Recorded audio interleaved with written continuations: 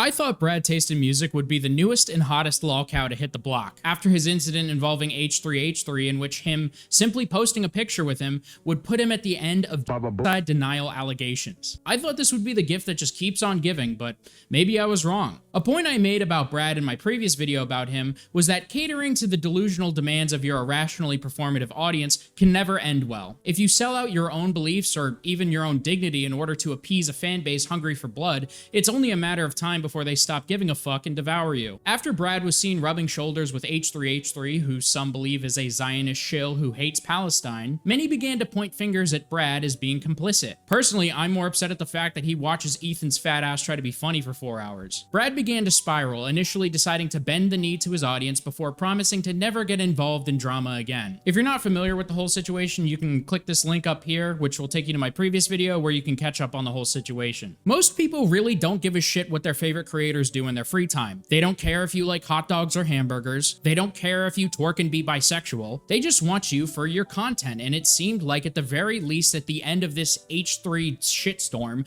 Brad understood that. But like a true lolcow, Brad can't keep himself away from another public disaster. On a live stream shortly after the whole debacle, Brad Taste in Music's girlfriend would state that the commentary community was trying to make Brad a lolcow. But it simply just doesn't work like that. You cannot will someone to be a lolcow. It takes their repeated missteps in order to achieve that. And very quickly, Brad Taste in Music, only a week later, found himself in more controversy. Someone in the comment section of my last video very fairly gave some criticism on my take on Brad, saying, "I don't really get calling Brad pathetic in this situation. I admit that he shouldn't grovel for validation from his fan base, but there is so obviously something going on for him to crave validation so badly. Your criticisms are completely fair, but calling someone pathetic for being a people pleaser just seems like a case of victim blaming. The English language is a complicated and beautiful thing. We might apply different standards to how we use certain words. For example, I might call someone a woman-abusing, manipulative psychopath, and someone else might say, "No, Diddy, I don't want to come to your birthday party." I am empathetic to mental illness within reason, but it gets to the point in some cases where being mentally ill isn't an excuse. I don't think Brad is pathetic because he spirals over any amount of pushback he gets. I think he's pathetic because he cucks out his entire moral framework to people online who clearly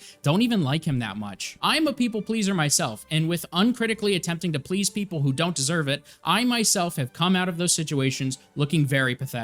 But keep in mind, my labeling of Brad being pathetic invokes feelings of pity and even sympathy. Brad is very pathetic, as well as not very nice to look at, but that seems kind of rude, so I won't say it. But now things have changed, more has happened, and as a result, my feelings have evolved into something much worse. Being confused. Brad Taste in Music, before the dust even settled, decided to give a platform to Rose Malay. I think that's how you pronounce her name. I was somewhat familiar with Rose, as I had seen her antics on Twitter, and she's kind of a lolcow herself, the only difference being that she's irrelevant and no one gives a fuck about her. Rose is a creator I've known for a long time, and they are making huge improvements as a content creator and person as of recently, and it's worth watching their work. They recently made a fantastic video on listening to tons of bad music, and now they have a sample video in the same style. It's fantastic, and clearly a ton of work was placed into it. Now, how did something so innocuous as a shout-out lead to more controversy? Well, Rose has a history of unsavory tweets relating to a wide plethora of subjects. Rose, who is transgender, would tweet out, "Why can't they be the ones who have to deal with that bullshit instead of us? It's not fair. If it was acceptable to be racist and homophobic, the amount of bigotry would spread out more, and trans people wouldn't get hit so hard." Does Rose think racism just doesn't exist anymore? What is even her definition of racism?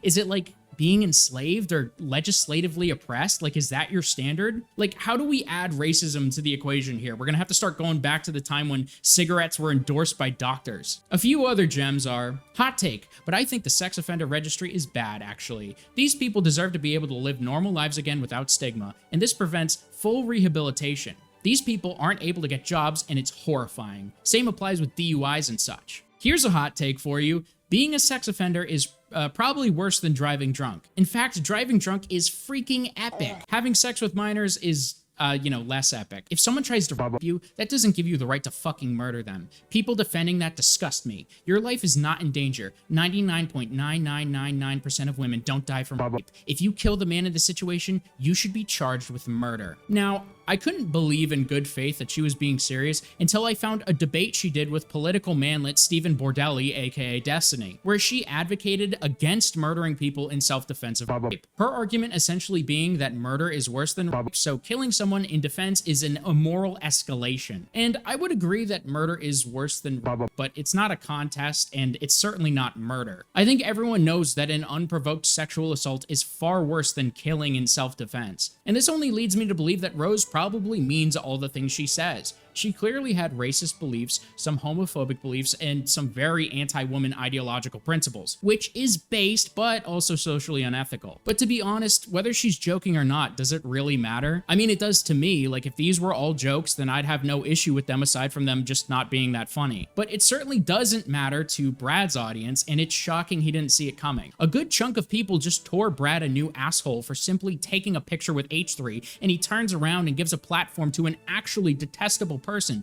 with really bad opinions on very sensitive subjects. But a key difference in this situation is that Brad learned from his mistakes with H3. He didn't want to bend the knee like he did last time. But unfortunately for him, he chose a far less defensible position to double down on. Rose is like a sister to me. I've known her longer than most people, and I've abandoned her for the same reasons as others, but she is like family to me. She is actually working to improve herself and do better. I'll never be ashamed to support someone trying to change. Now, I actually think this is a fair response. Personally, I wouldn't do something like this, but if Brad believes a person is changed, deserves a second chance, and wants to stake his reputation on their improvement, then that's fine with me. If Brad wants to stake his career on Boogie298 dropping that dun-dun-dun, then so be it. I'm not above thinking a person can change and be better. In fact, I promote an environment like that because I think it can incentivize people to become better. Or it incentivizes people to be worse, which is really funny. But I'm a relatively rational and only slightly mentally ill person. Anyone who freaks out over a fucking H3 photo op is certainly not, and Brad's audience is chock full of them. It's funny because with the H3 situation,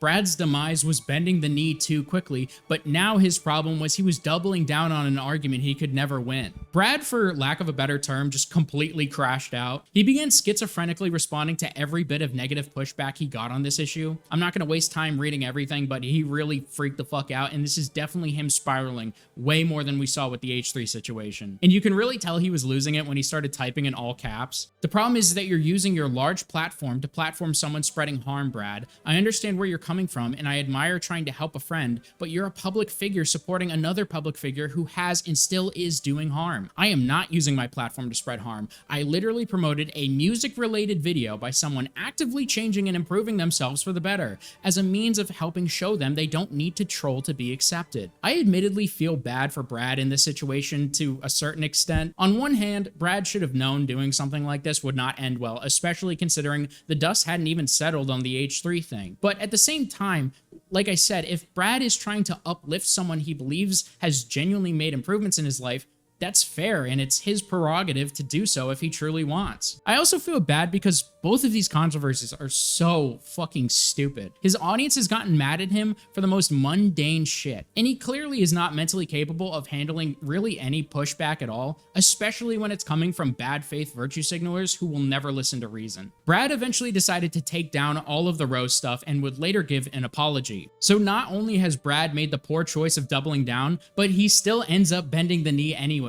I'm sorry for platforming Rose Malay. I really wanted to believe this person could change. I saw my own mental disability in this person, but they have said some of the most awful and evil stuff I have ever heard and seen. There is no room to be promoting someone like that here. I did not know about the essay stuff. I just assumed it was in the big pile of stuff I ignored about this person the first time I forgave them. Deep down, I didn't want to believe what I was being told. I thought maybe if I promoted something productive they did, they would change. Once I was made aware of everything she has done, I should have immediately taken down the post and made it clear how I feel about her actions. Instead, I attacked the people who were just trying to help me and misrepresented my views disastrously. Sorry to my community for being grossly negligent and self-destructive. Sorry to my audience who got dragged into this. I know this has reflected poorly on me and the people around me. Something I mentioned in my previous video and earlier in this video is that there is no pleasing people like the people in Brad's audience. I know it seems like I'm being unfair to Brad. You know, he's bending the knee and that's bad. He's doubling down and lashing out and that's bad. but I'm not being hard on him. There's a third option here. Ignore the bullshit. If Brad just simply didn't respond whatsoever to this shit, he would be exponentially better off. But not only has Brad failed every skill check imaginable in this shitstorm, he wouldn't be a lolcow if he didn't somehow find a way to make it all worse. Because after announcing a break from social media, a few days later, Brad Taste in Music would call into the H3 podcast and apologize. So not only has he completely fucked up the Rose situation, but he has undone all of the damage control he did for the H3 situation. And now more than ever, Brad is facing the death of his career. The craziest part about this is when I said his audience would inevitably be his downfall, I thought it would be a slow burn. Like, I thought the issues would keep piling up over the next year or so, and he would begin to lose viewership, but it seems like his career is just completely fucked right now. And that's not even my opinion. His entire subreddit has essentially become an anti-fan community, and people who are fans of him are saying that Brad is done. Even his subreddit and Discord moderators are upset at him. Fan pages who repost his VODs are disavowing and taking a hiatus from supporting him. People are announcing their canceled memberships and subscriptions. Okay, so I'm in the middle of editing this video right now, and I just got sent this tweet by my friend Sleep Live. Brad Taste in Music has gotten kicked out of his own fucking Discord server. If that's not proof enough that this guy is just completely fucked, then I don't know what is. I have never seen someone fall so hard